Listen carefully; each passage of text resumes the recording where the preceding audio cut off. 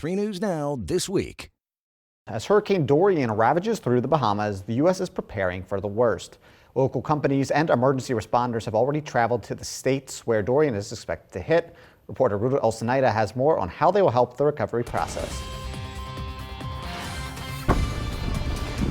Hurricane Dorian is one of the most powerful Atlantic hurricanes recorded in history. The Bahamas have already been greatly affected by flooding and winds traveling as fast as 185 miles per hour.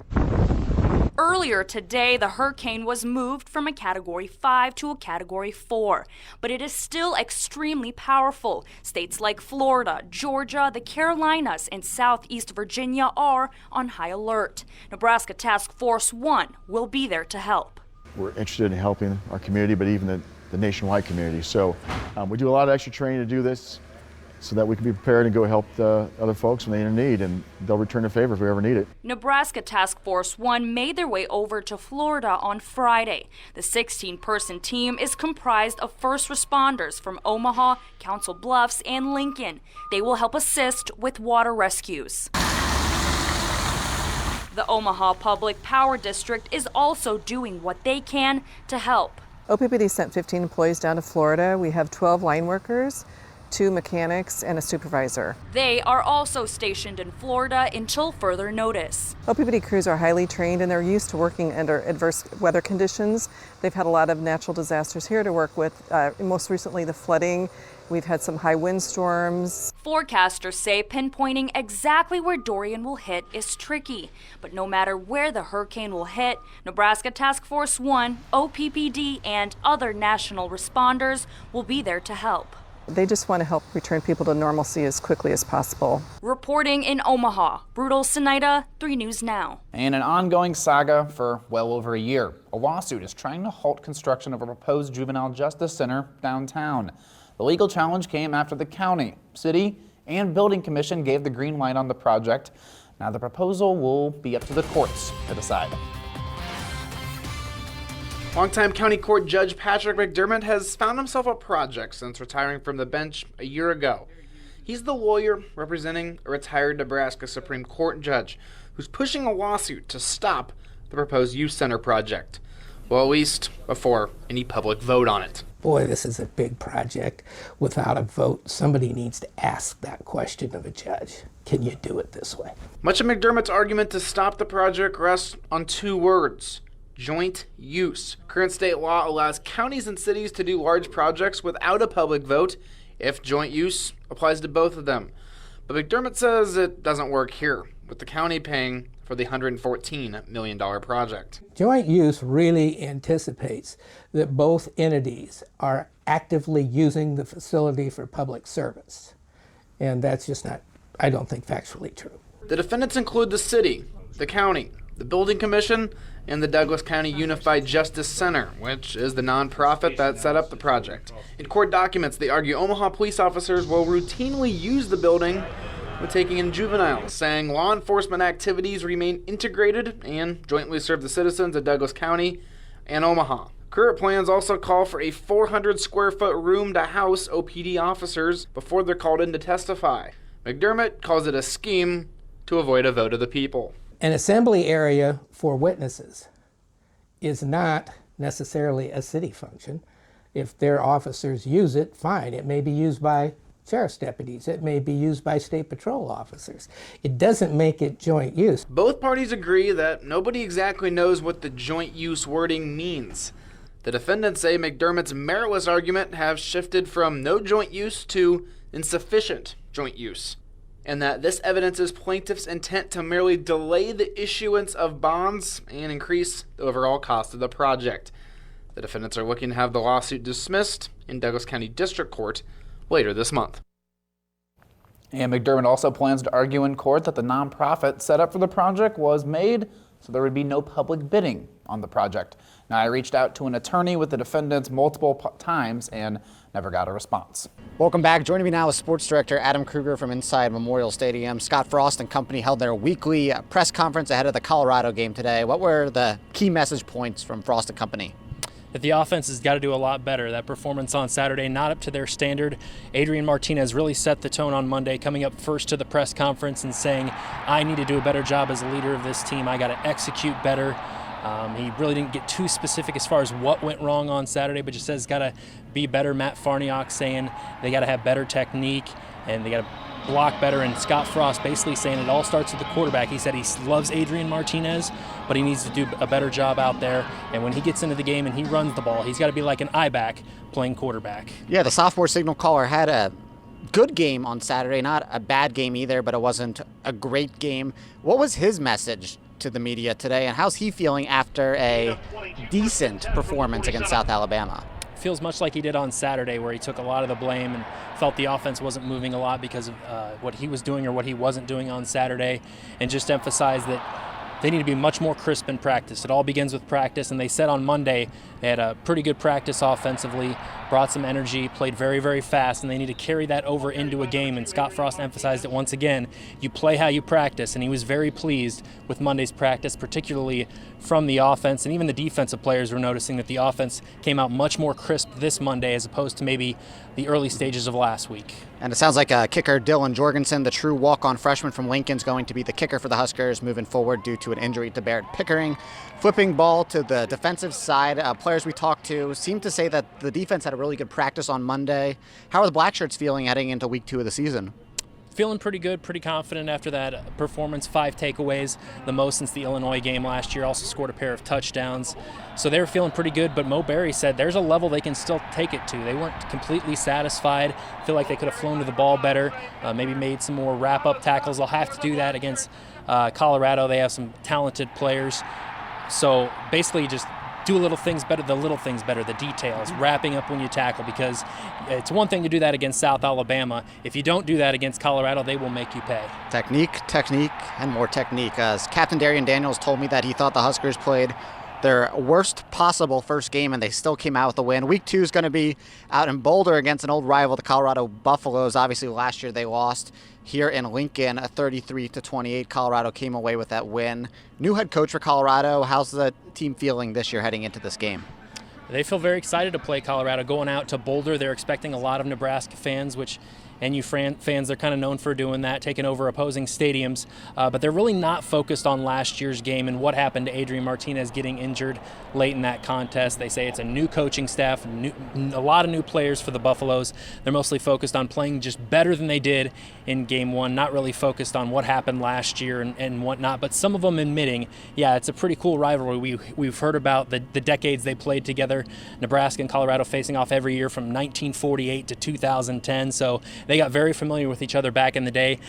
This current team maybe doesn't know a whole lot about that rivalry, but admits they're very excited to go out to Boulder and see what Scott Frost called an awesome college football atmosphere. Hey, I know while you grew up with this rivalry, I know a lot of fans in the Omaha viewing area grew up with this rivalry, and that game will be at 2:30 p.m. this weekend on Fox. For now, this is Phil Bergman with sports director Adam Kruger. We'll be back with more news after this break. Changes coming to Walmart after the recent string of mass shootings, one at a store in El Paso, Texas. The retail giant will stop selling handgun and short barrel ammunition. Senior reporter Jake Wiskowski explains how local customers feel about this change. Walmart customers will see less ammunition on their shelves in the coming months. They will discontinue handgun and short barrel ammunition at all of their more than 4,500 stores. Walmart CEO says the changes were in part because of the recent mass shootings, one that took place at an El Paso, Texas Walmart. Some local customers applauded the move. I think it's a good idea. I mean, Walmart doesn't seem like a spot for ammunition. They stopped selling guns, so the ammunition is just the next step. I think it's a great decision. I think it'll make a lot of people think harder. Hunters need their ammunition, but we don't need the kind that repeats for automatics. In 1993, they stopped stocking handguns, and in 2015, AR-15 type weapons were taken off shelves. The company is also asking customers not to openly carry firearms into stores unless they're law enforcement. We really frequent this area, and I never used to be afraid to come out shopping, even in the evenings. I don't feel safe anymore with all the craziness that is happening. Walmart will continue to sell long-barrel deer rifles, shotguns, and ammunition for those firearms. One person I talked to off camera didn't like the change. Some said it won't make much difference or change their buying habits. I don't think it'll make much of a difference at all, to be honest with you. Once again, the percentage of people that come to stores like Walmart are probably not looking to buy ammo to begin with. Reporting in Omaha, Jake Wazakowski, 3 News Now. In 2018, the retailer also raised the minimum age requirement to buy a firearm or ammunition from 18 to 21. A Catholic K-8 school in Papillion will now use armed, plainclothes security to protect students during school mass. Ruta Olsenida went to St. Columkill to find out what prompted this change. Ruta? St. Columkill Catholic Church decided to initiate this program called Badge to add an extra layer of security for students and staff. The school day masses are held across the street from the school in a separate church. School officials say the church does not have the same level of security as the school, prompting the extra security. In general, the culture of things that have happened with violence in our country and even with children. And so this was the one space where our children were not being protected and or secured in the same way as in the school building. So we thought this would be a step towards protecting them there. The volunteer off-duty officers will be present during Mass, but will be inconspicuous to everyone else. The volunteers have signed contracts to only use their weapons in an event of a deathly threat. The contract also holds officers harmless if they fail to act. School officials say this decision comes at the parents' request for additional safety. The program goes into effect this school year. Reporting in studio, Ruta Olsenida, 3 News Now. Nebraska running back Maurice Washington's case has been pushed back yet again, with a preliminary examination setting date set for October 17th. The Huskers' leading returning rusher sat out the first half of NU's season opener against South Alabama. Our cameras caught him sitting on the bench the entire half. Washington played in the second half, and Coach Frost said following the game, Washington is going to play going forward. We won't consider any additional discipline for him until the matter is completely adjudicated. At Santa Clara County Court on Tuesday, the lawyers were trying to pinpoint a date to look over evidence, and they didn't, so now they'll meet on a new date in October to do this. The preliminary examination setting date will determine what day they should examine the evidence. On a separate date afterwards, they'll examine the evidence, and then a judge can decide whether they should move forward with the case. Washington is facing charges related to a video he sent to a woman of her engaging in sexual activities as a minor. He did not film or participate in the video. He has pleaded not guilty. This will be the 4th preliminary examination setting date for Washington. Washington's already had his arraignment and identification to counsel. I spoke on the phone with Santa Clara County Courthouse spokesman Benjamin Rada earlier today. He said the delays like these aren't uncommon. At the pace that the dates are going, it's unlikely that there will be a definitive answer on Washington before the 2019 regular season ends. Reporting in studio, Phil Bergman, 3 News Now. The Nebraska Farm Bureau has ongoing efforts to monitor exactly how international trade disagreements affect Nebraska farmers. They found the results to be alarming. It is a large loss. What that represents is lost potential sales or revenues to farmers and ranchers in the state. They looked at lost exports, the money that would be going into Nebraska from sending our products to overseas markets. The loss is upwards of $1 billion. There's some other commodities like beef, hides and skins, ethanol exports that we weren't able to do it for, so it could be even higher than the $943 million. Trade is vital to Nebraska's agricultural industry. The disruption in this market throws off prices everywhere. Overall, crop prices are off a little bit. Livestock beef prices, particularly we're a big beef state, are off a little bit. Production, I think, is going to be down a little bit. So I would anticipate income levels for the state, for farmers and ranchers, are going to be off this year. Just Good Meats is a local butcher shop here in the Omaha area. They get all of their meats from farmers in the Midwest, and with all of these tariffs and trade wars, they're not too sure what to expect. Kind of what we're hearing, a lot of the farmers that do a lot of exporting, higher quality beefs that go to Hong Kong or go to Japan or Korea and stuff, they're definitely feeling that hit. Places like Just Good Meat may not see too much of a difference in price from suppliers. The prices may actually go down. these trade issues and things will only mean that prices will probably come off on beef. So your steaks and hamburgers at the store might be a little less expensive over the coming months. I think it's going to be something that we might start to see in November, December, maybe early next year. Some meat prices dropping if they can't figure out what to do. At the end of the day, it's the farmers who will feel the repercussions the most. Pretty scary for them with an uncertain future of what's going on with tariffs. Reporting in Omaha, Ruta Olsenaida, 3 News Now. When Dr. Pearson first arrived in Mullen, things seemed okay. Teachers and staff treated her well. She talked it up with the owner of the only diner in town. She felt good about her talks with students the next day. Then her friends sent her some Facebook posts. I remember my mouth kind of went dry and I thought, whoa, what is happening? It started with a couple of posts from a resident in town, worried that Pearson's Muslim religion would rub off onto the kids. My presentation is about kindness. I don't even put Muslim in my bio. Then she read the comments, mentions of brainwashing the kids, pulling students out of class for the day, calling her message evil before even hearing it. But it was this comment that really had her worried. And one of them suggested he go be Chris Kyle, go be a cowboy like Chris Kyle. She says her cousin was attacked in New York after American Sniper, based on the life of Chris Kyle, played in theaters. She took the post to mean somebody could show up to the school and take her out because of her religion. And that's when I got really scared, and that's when I got physically ill and just thought, I can't go there tomorrow because I don't feel safe now. She says she had a panic attack, but after convincing from the superintendent, she decided to go to the school and give the talk she's given dozens of times before. This time, she says she was shaking and in tears. And if they're going to ever meet one Muslim, it might as well be me. Turns out the kids like the talk a lot. I get a lot of energy from the audience, and the students were so receptive. I mean, they were smiling and laughing and nodding, and really, they were engaged. In a phone call today with Hooker County Sheriff Win Weens, he said he was at the speech and that she was never in any danger. He says the man who made the Chris Kyle post doesn't even live in the state.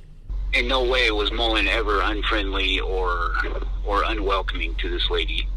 We had a few people that just had a bad opinion of the whole deal to begin with, but they were never threatening or violent. Sheriff Ween says he feels like his conservative community has a black eye since the incident.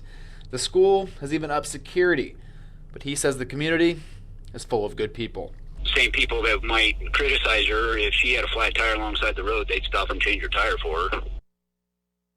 And Pearson also says after the talks with the kids, she got hugs, dozens of positive messages online, and says that even one student has been Snapchatting the acts of kindness since he's performed since she gave the talk. Reporting in studio, John Kipper, 3 News Now. I just love the energy, and I just couldn't believe it. A normal day at school turned into the surprise of a lifetime for 4th grade teacher Tom Wisenand. The Ronald Reagan Elementary School teacher won the Sanford Teacher of the Year award. It came with a check for $50,000. It's just icing on the cake. People say you don't get an education for money, and we don't, but this is really fantastic. What an amazing surprise. Wisenand was selected from more than 50 finalists that were recognized by the National University System Sanford programs. He teaches the Sanford Harmony Social Emotional curriculum, which helps students get along with people. It's one thing to learn those skills, but it's another thing to practice those skills. And his students practice those skills every day. So we start wandering. Very good. I've gotten to see him kind of evolve as an educator and have a passion around using these materials that then translates into all the work that he does in his classroom for social emotional learning and then academically as well. Wisenand even received congratulatory messages from some familiar faces.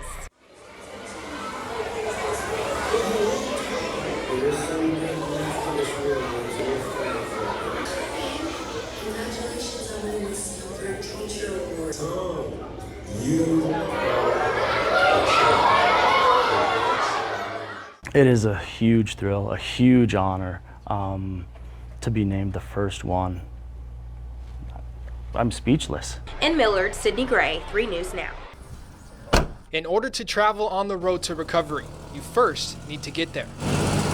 The American Cancer Society has has identified some barriers that people have told us are barriers to treatment. One of those is travel. Sometimes going through cancer treatment leaves people unable to drive. Some cancers require daily appointments, weekly appointments, or travel far from home. And if you can't drive, you may miss a life-saving appointment. Ultimately, they may choose not to go to an appointment, which we hope isn't the case. Brian Ortner with the American Cancer Society says that's where they step in and set patients up with free rides to get to their appointments.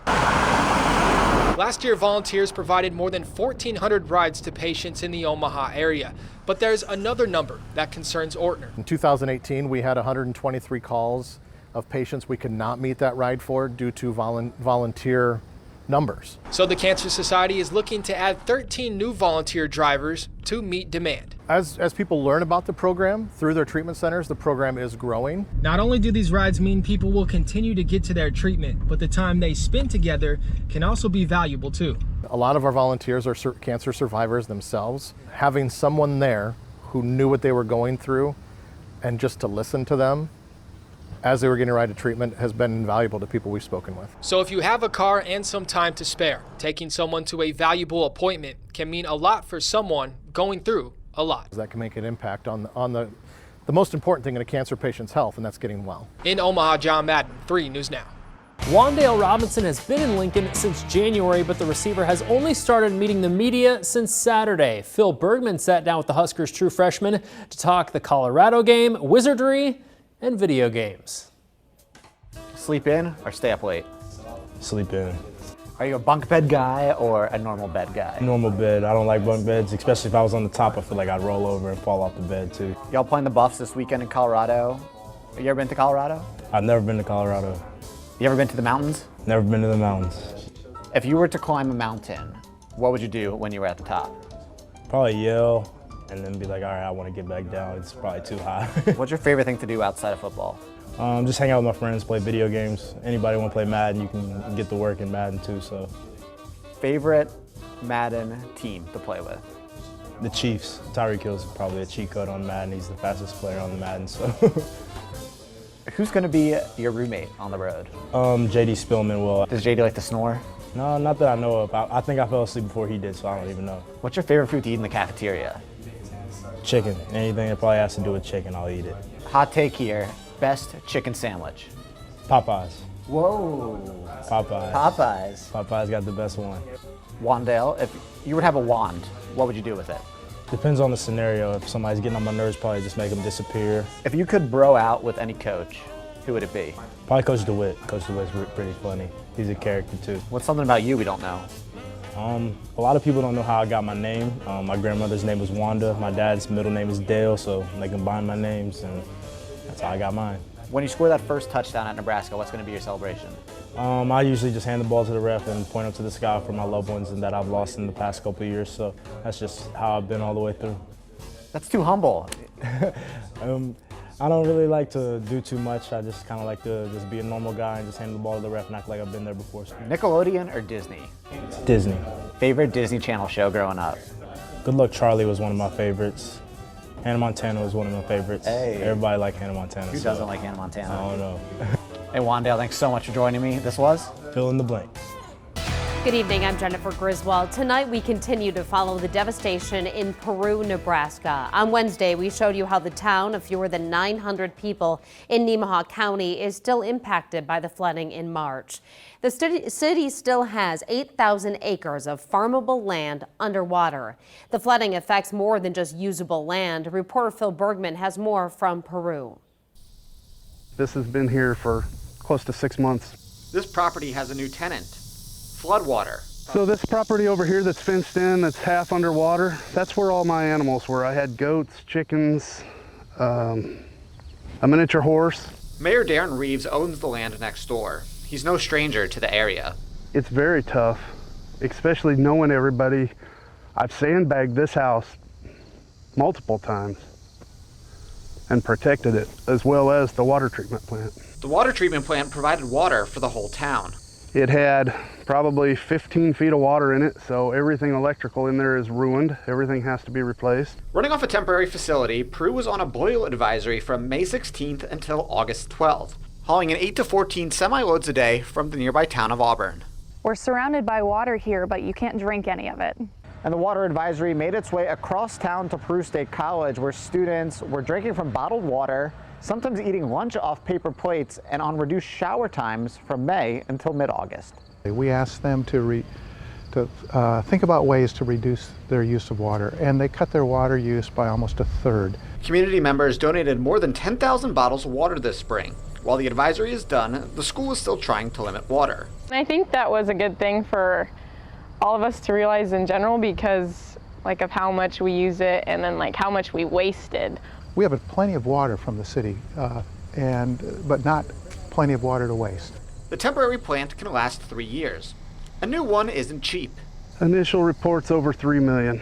Plans are underway, but there's still more work to be done in Peru. They're well on their way to a plan. They're working with FEMA officials. We may have the best water system we've ever had when this is all done. And Phil Bergman joins me now in studio. Now, you showed us the conditions yesterday and today. How is the city doing there? It's tough down there. They haven't been talked about a lot, and there is still 8,000 acres of farmable land that is underwater nearly 6 months after the flooding began. And the way that this levee broke, this water has nowhere to go, and it's stuck down there. Wow. When we talk about this water facility, first, how did this happen? And then how did they survive off bottled water for 3 months? It's hard to believe that happened. Yeah, so the water treatment facility is located right next to where this levee broke. So it was one of the first places to get affected. The Peru State students and a lot of community members came and actually sandbagged the area, but it wasn't enough as more than 15 feet of water got into the facility, ruining it. So they made this temporary treatment facility. And what they were doing with that is basically bringing in bottled water, 10,000 bottles of bottled water on Peru State College's campus, plus bringing in all those truckloads from nearby Auburn. So they had to bring it in, but because they were bringing it in from Auburn, there was a boil advisory in effect, and they had to do that for the entire summer. Sure, but impressive. They were able to make that all work. Also impressive what the college students were able to do. It's incredible what the students and the faculty and the staff at Peru State College have been doing for this few-month period, limiting their water by 1/3, 33%.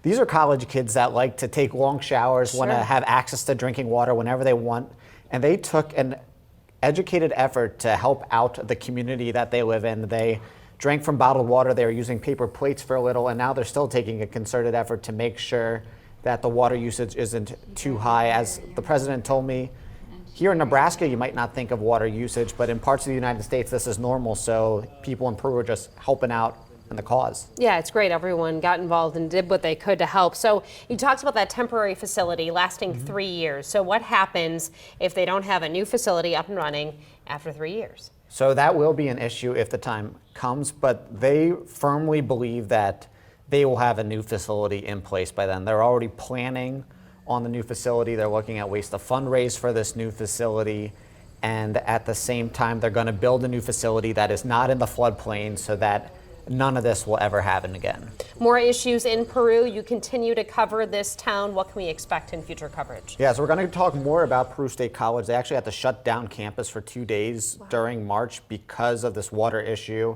and a lot of students and faculty were having issues, so we'll talk more about that. We'll talk about how Peru is moving forward from this, and we'll share the stories of some Peru State College students who have kids commute in for class and actually had to move into the dorms because they were not able to travel back to their towns in Iowa. Okay, Phil, thank you so much. We appreciate your coverage of this. A lot of great information there. A lot of people don't realize the hurt and pain that they have in their lives. There's a way out of that, and it doesn't have to be prison. But unfortunately for me, that's what it took.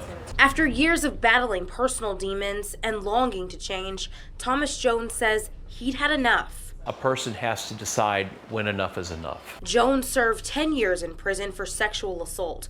He says his future was uncertain. Getting out and not knowing what's going to happen the next day can be very scary for somebody. He joined a prison reentry program at the Lincoln Correctional Facility, but it was discontinued.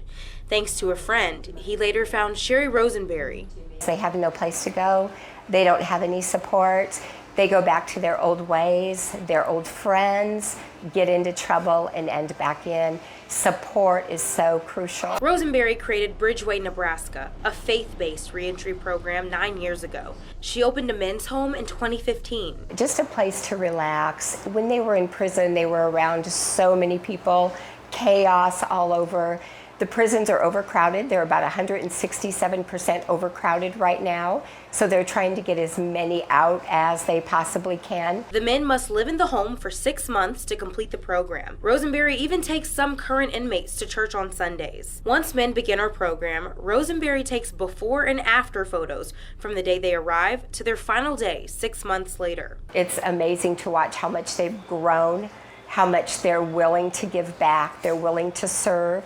Jones says he found redemption through Bridgeway. I had people that I never thought I would ever see again or ever talk to again. And they've come back into my life and they love me. And that means so much. Jones tells us he's grateful for his transformation as well as finding his faith. He's now married and runs his own business. Programs like this are awesome and they help people move forward in their lives, but when it comes down to it, it's the person, it's the individual's choice that they have to make a change. They have to not want to be where they came from. Rosenberry says she hopes to find more resources so she can open more homes and get more men out of overcrowded prisons. We're all sinners. We all make wrong choices. Some of us didn't get caught. They did. In Omaha, Sydney Gray, 3 News Now. Downtown Fremont, a quiet place with friendly faces, except for a dark secret right on Main Street. Well, it's kind of weird to be going on in the town of Fremont, but I never knew that it would happen here in this town. Fremont police bust up a massage parlor where the masseuse is allegedly performing sex acts for money. The multi-county investigation has spanned months. It ended with authorities searching the place and the arrest of the owner. Zhao Hu is booked on a felony charge of keeping a prostitution facility. I wasn't surprised because we kind of knew something was going on. Gloria McGuire works 2 doors down at Cabana Nail Spa and noticed a lot of vehicles coming and going, which made her suspicious. The search warrant indicates multiple confidential informants confirm the sex acts taking place. The cars, they would come from all different states, like Texas and Iowa and South Dakota, and we were wondering how they knew that this was a massage place because she didn't advertise. Investigators found reviews on a specific private website that discussed which massage spas would perform sexual favors all over the country. Police even put up a camera to watch the Johns using the alleged sex spa. They even identified some men with a history of sexual assault. Kind of crazy that it was right across the street from us, and I had no idea that there was even a massage parlor over there or that they were doing things like that. I would definitely want it to be a wholesome area down here. You know, I have little kids and we have them here at the gym with us. Gloria is happy police are getting activity like this out of Fremont. It's too bad that, something like that has to be downtown here, and there's people that walk around and see this. So I'm glad it's over with. Whose bond was set at $50,000, 10%. She also has an ICE detainer on her. It's unclear when she'll be in court next. Reporting in Fremont, Jake Wasikowski, 3 News Now. Here on Charles Street, if you look north, you'll see the ocean. Just kidding, this is Nebraska. But that doesn't mean you shouldn't pay attention to issues impacting the ocean. That's according to one local zoology teacher and his students when it comes to sharks. An unhealthy ocean is going to turn into an unhealthy planet. In the land of Husker football, good food, and farming, it's an issue that may not cross your mind. People need to be aware of sharks, the ocean in general, because 80% of our oxygen, who knows how much food comes out of the ocean. How many rows? This one has. That's the message local zoology teacher Pat Perkiser is spreading. He teaches about the oceans and the animals in them, like sharks. Between 100 to 200 million sharks a year are taken out of the ocean. They're finned, and then they throw the living shark back in the ocean. Removing the fins, which is what you see here, takes away the shark's ability to swim and eventually kills them.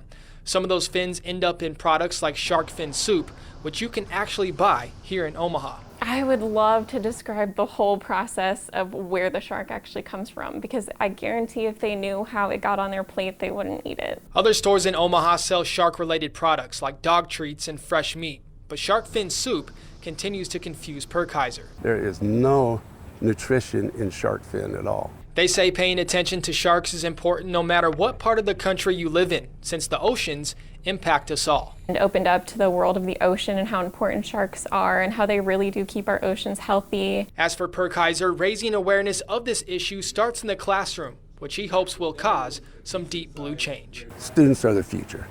We have to count on them to correct our wrongs. In Omaha, John Madden, 3 News Now. Rural healthcare faces huge challenges like staff shortages, a lack of services and specialists. But thanks to technology, the face of rural health is changing. 3 News Now investigative reporter Jeff Van Sant has the story.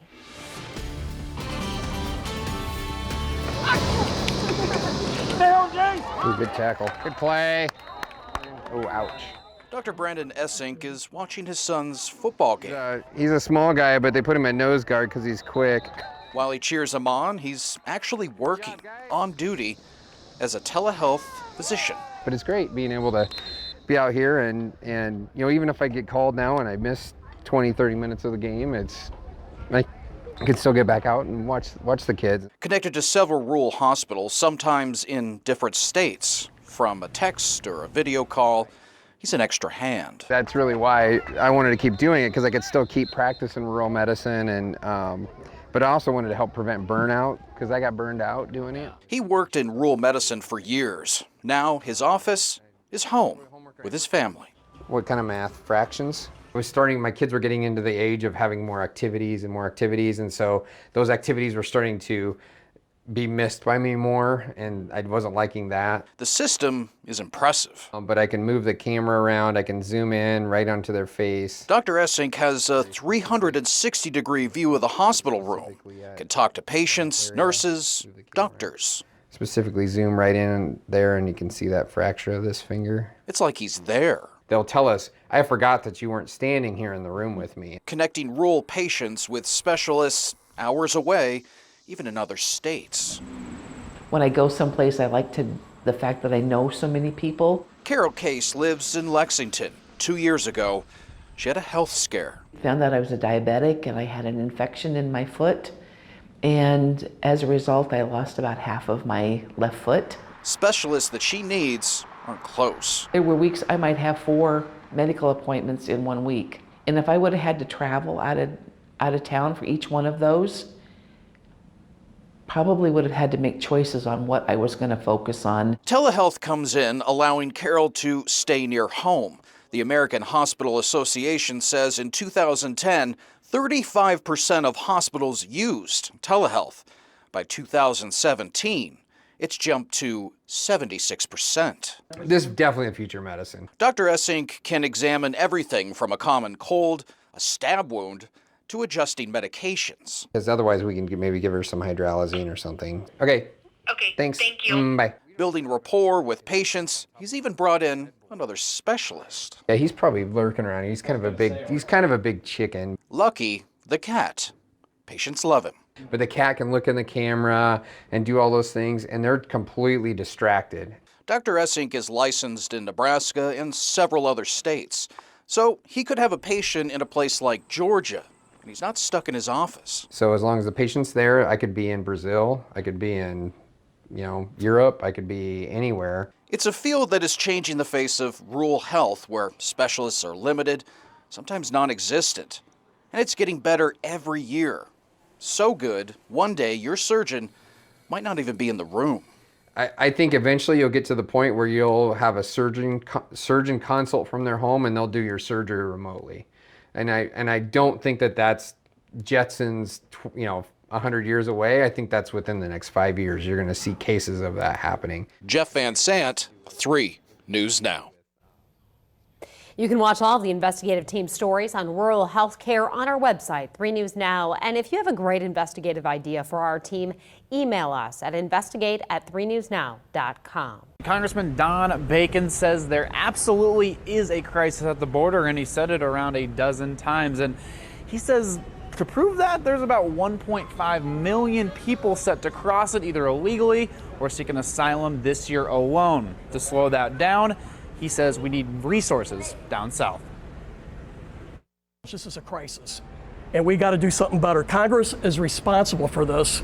Representative Bacon came back home wanting Congress to act on a number of things, including changing how the asylum process works.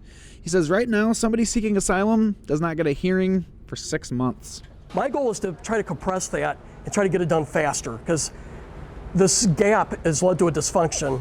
It's not working. To make that happen, he would like to see more judges added, but he also says border agents are overwhelmed. He wants to add more because he says the large majority are working in the detention facilities, not at the border.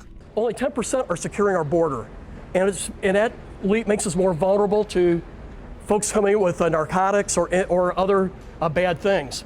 We have to provide more support to the Border Patrol at these facilities. Now, some money is already coming. Controversially, President Trump has reallocated $3.6 billion for military projects to go to a border wall instead. Bacon says Democrats in the House refused to make a deal, leaving President Trump with few options. Because I don't think there's another choice right now when Congress is unwilling to compromise. So I would just tell you, I don't like it. I don't think there was another alternative if you're the president and you're trying to secure the country, the southern border. Now, a few quick notes. That money that is being diverted away from military projects will not mess up any renovations set for Offutt Air Force Base. Also, Bacon says that there is some progress down at the border. First of all, kids are no longer being separated from their parents. That policy was ended last year. And finally, Mexico has begun to put troops of their own at the border, and seemingly that's helping. Reporting live in Omaha, John Kipper, 3 News Now. Well, you've likely heard the term bridezilla, but what about maid of honorsaurus? Ooh, I like that. Well, check out these photos of an Omaha wedding. Yeah, that's a T-Rex maid of honor. Joby and Deanna Adams just got married in August, and Deanna told her wedding party they could wear anything they wanted. The maid of honor, her sister, joked she would wear a T-Rex suit. Well, the joke turned into a plan, and when the party walked out into the ceremony, the T-Rex suit, as you can imagine, was a hit. Yeah, and that's gone absolutely viral. The wedding was actually a month ago, but it's just amazing how quickly it picked up on social media. Yeah, Two T-Rexes there. Yeah. We'll have to see. Maybe her date or someone went as well. Yeah. But those are going to be some memorable wedding photos. Well, and I heard it was really hot out that day too, so she really committed, because it was. I mean, those aren't cool at all. No, not at all. Yeah. Not a whole lot of fresh air moving around in those T-Rex suits. A lot of commitment there. Yeah, a lot of fun. It sounds like a fun wedding. USA 2018 is Nebraska! Well, it's a moment that put Nebraska in the headlines as Papillion's own Sarah Rose Summers added the crown of Miss USA to her Miss Nebraska title back in May of 2018. Now, after winning, the former Miss Nebraska moved to New York to fulfill her duties as Miss USA. Now, her reign ended this past May. Sarah joins us now today to talk about her life after the crown. Sarah, thanks so much for being here with us. Thank you. Good morning. Good morning. Bright and early. Yes. So, how was having that title that so many of us dream about having? Mind-blowing, right? I mean, I had zero expectations for what the year would look like because my goal was top 15. I never anticipated winning. Nebraska just never made the top 5. And so I was going in bright-eyed and bushy-tailed, didn't know what to expect. And so it surpassed any ideals of what it could be like. Right, absolutely. And you know, what was the highlight, that moment? Tell me back in that moment when you heard Miss Nebraska, what was that like? I was really present the entire night of competition until they called me as the winner. And then I kind of emotionally it was over from in that moment. Right. It was just so surreal. I could hear my brother and my family in the audience. And that Super was loud. Oh yeah. Absolutely. And you got to travel all over the world. I did. Where were some of the places that you got to travel to? One of my favorite moments of the year was going to Mexico City with Smile Train. And prior to coming back home and competing at Nebraska, I had finished my clinical rotations in Oklahoma City to become a certified child life specialist. Okay. So Children's Hospitals is where my heart is. And I had the chance to go with Smile Train, providing the cleft lip, cleft palate surgery, and just getting to see a child's life transform. And seeing healthcare internationally in Mexico City is really what opened my eyes and, just changes your perspective. But I also went to Bangkok, Thailand, and competed, represented Nebraska and the country at Miss Universe with 95 other women. And that was a 12 out of 10 experience. Laughed so hard, learned so much about different countries and different women's stories. It was amazing. Just a magnificent, life-changing experience. Absolutely. I can imagine. So I can only imagine if you're traveling for that long, all over the place. How do you keep Nebraska close to you and kind of spread that Nebraska nice? Oh, so many ways, right? So at first I moved to New York City. It's up the day after you win Miss USA, and I remember my first jog in Central Park. People would look at me and I'd wave or smile, and they look at you like you're crazy. 'Cause that's not New York at all. Not at all, but that's Nebraska, and that's Right. home, and I was born and raised here, my whole family's here. And so bringing little snippets of yourself to wherever you are is what's important. So that's one small act way, but then making sure that I came home. You know, I came home for 2 Husker games last year, and my homecoming was just over a year ago, and that was magnificent. I mean, like I said, I never expected it, and making history for our state, coming home and seeing all of the state. We went out to North Platte and Lincoln, and it was such an amazing opportunity to see lines of, you know, my elementary school teachers, and then people that I'd never met before that wanted to meet me. It meant a lot. And lastly, I mean, you have a lot coming up. You have a podcast. You're getting married. Congratulations. Thank you. And so what else is new? Well, yes, I'm getting married, and that is very surreal. That is coming up in October. Very excited for that. Yes, very soon. But I've also been busy with lots of different projects. I have my podcast, which is called More Than a Crown. And after I gave up the title as Miss USA, it's such an amazing dream that, like you said, many only dream of, and it's a year, and then afterwards it's over. So how do I continue to use this platform and utilize this voice that I had been given for a year? I get to do that via my podcast. And so I've interviewed people that have been influential in my life and women empowerment. And so that is where I'm at right now, and it's called More Than a Crown. You can listen to it on any podcast sources, and I've started a very small jewelry launch that's all about female empowerment. So I have bar necklaces that say brave, empowered, and worthy. I can see you got one of them yes, wearing now. I have one of them on right now, and a small cross. Just the little tokens to remind ourselves as women, you know, you are worthy, you are brave, you're empowered. I have girlfriends that have got it for their girlfriends, and it's super really sweet. neat. Well, Sarah, we're so happy again that you came to visit us this Thank morning. you. So many congratulations on all of your titles, and we Thank hope you to so see a much. lot more of you in Nebraska. Absolutely, go Big Red. There you go. For people like Jennifer Moffett, advocating for suicide prevention hits home. I lost my stepfather to suicide in 2004. We had no idea about warning signs we should be looking for in our loved ones. So it came very much to us as a shock. Her stepfather's death left her searching for answers. We would have listened and heard him and hopefully been able to convince him to go see someone to get help. Searching for somebody who understood what losing someone to suicide feels like. She found the American Foundation for Suicide Prevention. This month, it's Suicide Prevention Awareness Month, and depression can affect anyone of any age. They talk about, you know, the 800,000 deaths in the United States every year by suicide, and for every single death we have 25 attempts. So that means that even if your child isn't struggling, they know somebody who is. The Kim Foundation reported that in just the Omaha metro, there were 89 deaths by suicide last year, with the majority of them being men. I think people don't realize how common those thoughts are, and they are on a spectrum of how severe they are, but having those thoughts is not shameful.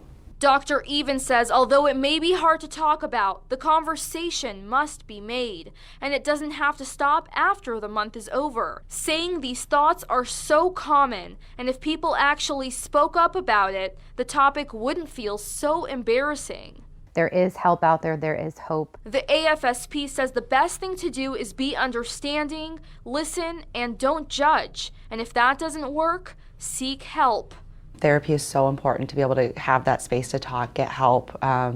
Sometimes medication management can be an integral part of that, and so seeking a psychiatrist or somebody who specializes with depression that can help in that way. Reporting in Omaha, Corinne Hafuda, 3 News Now. Welcome to Peru State College, a campus of about 2,500 students in the heart of Peru, Nebraska. This is a community, and it really is, in all intents and purposes, friends and family go to school here. Sarah Vance is not your typical student. The mom of 2 came back to get her teaching degree, driving an hour for class each time from Shenandoah. I want to take science and make it more hands-on. Everything changed for her when flooding hit Peru. I was getting ready to come to class and my GPS says it's going to take almost 4 hours to get to school, one way.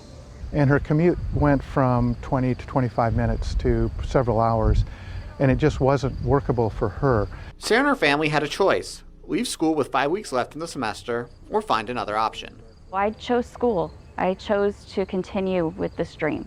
We made housing available on campus immediately, and we weren't going to charge people. I actually would pack up, and for 5 days out of a week, I would live at Peru in the dorms for the first time in my life. I've never stayed in a dorm. The mom of a 19 and 4-year-old was now a new mom. It was kind of neat. They called me the dorm mom because whenever they needed Band-Aids that had smiley faces on them, they'd come to me. But the choice took its toll back home. That was probably the hardest part. I'd call him at night and he wouldn't want to talk to me because he was so mad at me. And that broke my heart. Fast forward to now, and life at Peru State College is getting back to normal. We've got our largest freshman class in over 30 years. Things are going really well. Sarah's back living at home and is one step closer to receiving her degree. The very nature of just existing online, you open yourself up to being hacked. That's a scary thought, but what might be even more alarming are some people's feelings towards cybersecurity. And most people don't think about cybersecurity until it's too late, right? Until after their identity's been stolen, until after their company's been hacked, until after they have to deal with a ransomware outbreak. That's why companies like NTT Security exist. Scott Daly, Director of Security Operations, leads a team of people battling cyber attacks. This map shows an attack done by a hacker, or what they call a threat actor, from Nigeria. The yellow marks show a spot of compromise to a server or other internet footprints. Some threat actors want to make money, right? So they go steal a bunch of PI or credit card information and go sell it on the open market. Some threat actors are sponsored by a nation state, and they are after specific technology. And with data breaches happening left and right, what direction should you be following to protect your info?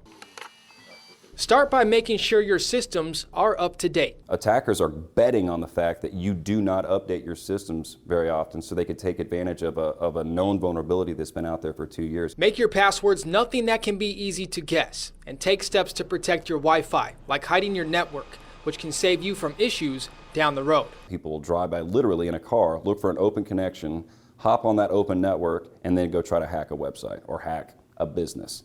Because if they trace it back, they're going to trace it back to that open Wi-Fi they were on, and they have no idea that their Wi-Fi was just taken advantage of. There's plenty of other tips to consider, but in regards to cybersecurity, education is key. What would you say is the biggest threat people are facing as far as cybersecurity? Lack of knowledge. In Omaha, John Madden, 3 News Now. Other tips to keep in mind: always use the chip reader for credit card purchases, and if you're buying anything online, make sure the website is secure. Today we're at a very special place, not only because this was the first fast food restaurant ever in Omaha, but Broncos also happens to be my favorite NFL team. Let's head to Broncos now.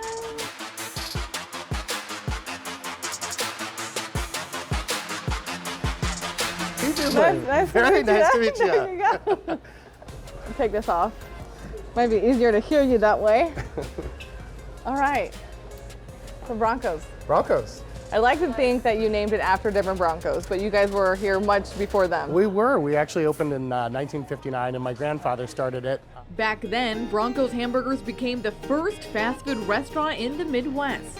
We lay claim to, before McDonald's, before Burger King, before all of the Taco Bell and all the fast food. We're going into your territory. Yeah, we're going into my territory.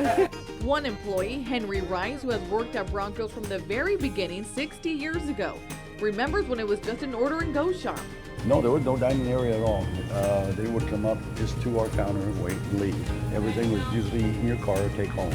Since then, Broncos has expanded to a full-service fast food restaurant, serving the same quality food from 1959. I say I've been eating it for 60 years, and it's still good to me. It still tastes good. It's still a real good product. Broncos is popular for its variety of hamburgers like the Big Pony Burger, Double Cheeseburger, and its Hickory Burger. What do you think makes these hamburgers so good? To start with, they're all ground fresh, and they're fresh. They're not pre-cooked in any way, which we're cooking them pretty much fresh. when the person orders them. The joint also serves breakfast plates, chicken, and hot dogs, but their fries, they won the title for best fries in Omaha for several years. That's probably because Bronco's fries aren't your typical fast food fries. Here, they're made fresh every single day. So this here is basically our what we call pre-cooked fries, and we cut them up ahead and keep them in water. And the reason we keep them in water is so they don't oxidize. They go through literally tons of potatoes each day. That's a ton, right? That's a ton yeah, of that's potatoes. a ton of potatoes, That's a right? ton of potatoes. I get another delivery tomorrow. Oh my goodness. And you still got more over there. Potatoes not even coming in cut. We're peeling them and cutting them. You're professionals. So, Gonna have you over for Thanksgiving. all right. I'm gonna own. Okay, no, yeah. So of course, I put the fries to the test. Your cardiologist would probably want you to put a little bit of salt on them. Perfect. They'll love that. These are phenomenal. This could be a whole meal in itself. Absolutely. So we shouldn't change with them. No. Please keep them. Next up, the burgers. So this one? Big Bronco. Oh, this is already my favorite, just through the name alone, Big Bronco. This was actually around 9 years before the Big Mac, literally. So Right. we were 1959, yep, and they were 9 years later. Feels not even looking at it. I like how simple they are, which I think just adds value to the quality of meat again. Everything is so simple and you don't need much. Usually you need the ketchup, mayo, you don't need much else with it. That's one of the things people like about it is they know that it's going to be the exact same as it was 50, 60 years ago. And to top it off, the best shakes in Nebraska. Yeah, exactly. And even though their food isn't necessarily fast food quality, their prices are fast food cheap. I am in heaven right now. I've got my Broncos and I got my Broncos. It was amazing. Have you ever had a Bronco in here? A Denver Bronco? Just you. Just me. So far. Well, here's a look at the hours and location. Here's a look at the hours and locations where you can find Broncos across the area. And this Saturday only, a special treat at Broncos. Broncos Hamburgers is bringing back its Buffalo Burgers as Big Red travels to Boulder and takes on the Colorado Buffaloes. So all day tomorrow, you simply order by saying, make it a Buffalo, and you get your own bison burger. So you can have buffalo for lunch. Have you ever had buffalo burger? No, bison but tomorrow, burger before? no. Interesting. Stay connected at 3newsnow.com.